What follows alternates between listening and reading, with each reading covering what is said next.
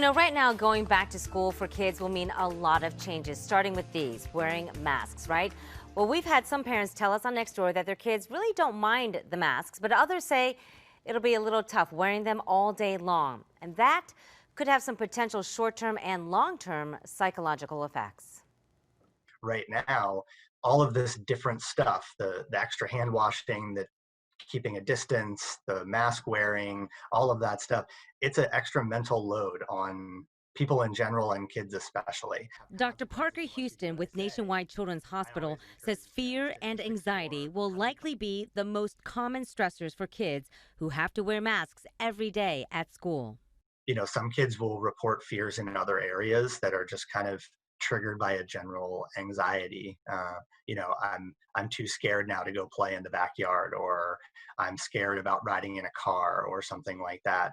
Um, Appetite changes, drastic behavior changes. Those are all the things that we look for and tell parents at least to keep an eye on them. But long term side effects could include chronic stress, PTSD, or depressive symptoms, and not just from the masks, but from feelings of isolation as well. If you notice they're either sleeping a lot more than usual or a lot less than usual, if they're having nightmares all of a sudden, if they're having trouble separating from you, which isn't normal, if they're reporting fears, even if it's nothing related to COVID. Which is why Dr. Houston, who's also a father of two, says having a real chat with your children, even the toddlers, is key to avoiding potential long term effects associated with masks.